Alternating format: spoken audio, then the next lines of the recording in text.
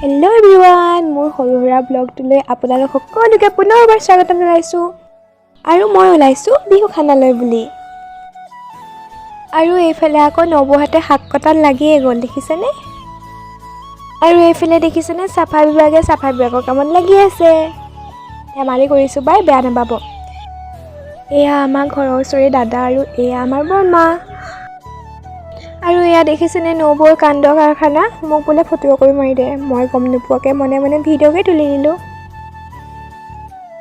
আৰু এয়া আমাৰ সুন্দৰী দুজনী ভৰিৰ ওপৰত ভৰি তুলি ধুনীয়াকৈ বহি আছে, দেখিছেনে?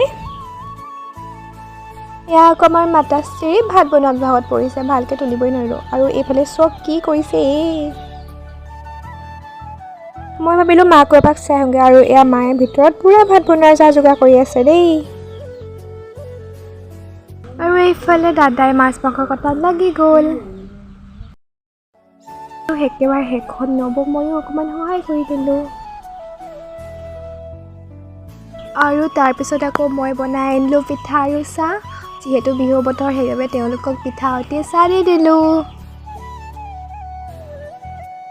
আৰু এইজনী আমাৰ আই আহি নহৰু খুন্দাৰ নামকণ লৈছেহি আৰু। এইফালে আকৌ সকলোৱে খানা খাবলৈ লাগি গ'ল। ময়ো লৰালৰিকৈ আহি ওচৰতে বহি ল'লোহি। আৰু একেবাৰে শেষত খানা চানা খাই হোৱাৰ পিছত আমাৰ নাচনীকেইজনীক আকৌ বিহুৱান উৰাব লাগে, সেইবাবে তেওঁলোকে বিহুৱান উৰাবলৈ সাজু হৈছে। আৰু গামোচাখনত এয়া বহাগী বিদায় বুলি লিখি লৈছে সিহঁতি।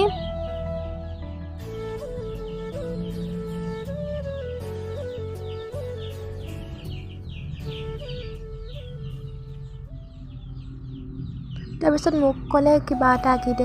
মই ক'লোঁ চাকি এগছকে আঁকি দিওঁ দে। তাৰপিছত এজনীয়ে আকৌ ক'লে ঢোল এটা আঁকি দে। আৰু মই ঢোল আঁকিব নাজানো, সেইবাবে তেহেঁতৰ কোৱাৰ কাৰণে আৰু আঁকি দিলোঁ। ইফালে ছাইডতে পেপাৰ এটা আঁকি ল'লোঁ।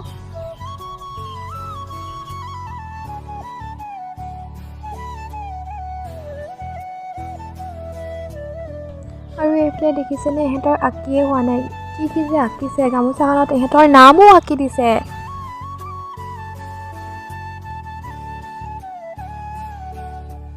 ফাইনেলি ইহঁতক গামোচা উৰুৱাবৰ বাবে আনিব পাৰিলোঁ।